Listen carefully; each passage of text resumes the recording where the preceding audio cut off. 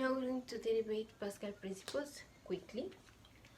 Let's suppose we have a hydraulic machine, something like this.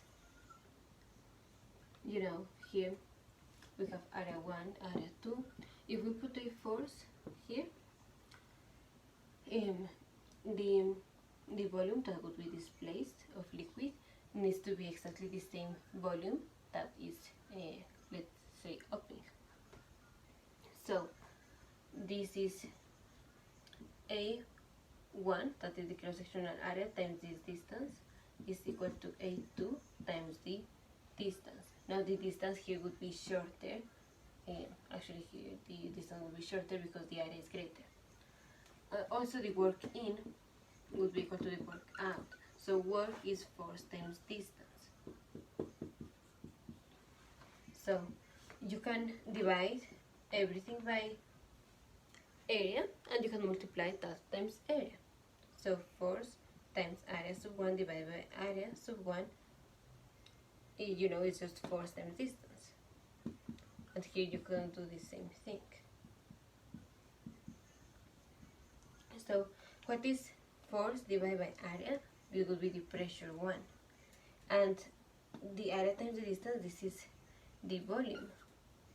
This is equal to pressure 2 times the volume. But remember that volume in is the same as volume, or volume 1 is the same as volume 2. So you have that pressure 1 is equal to pressure 2. So this means that the pressure in all this part is exactly the same. This is Pascal principles.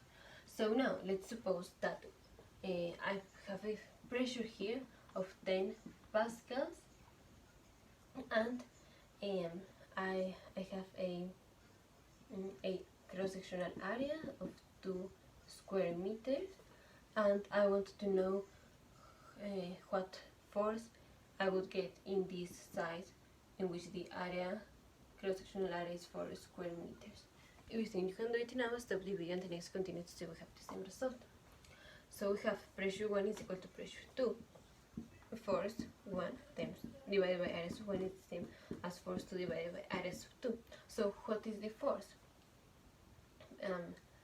I have 10 pascals is the same as Newton per square meter divided by 2 square meters. I have just 5 newtons.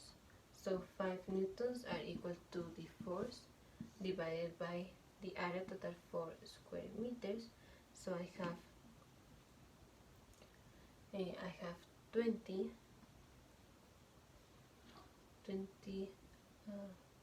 yeah, 10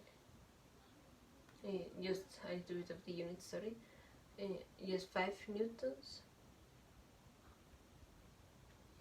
oh sorry, 5 newtons is my force here, 5 newtons is my force here, and so I have my pressure, that is 10 pascals, is equal to the force divided by the area, that is 4 square meters. So I have that, you know, this is Newton per square meter, so I just have that the force is equal to 40 newtons. So I started with a force of sorry, actually the force were of 20 newtons. Here, sorry, you know, the force is equal to pressure times area, so I have 20 newtons. So I began with 20 newton and I end up with 40 newton. So actually I had a potential advantage of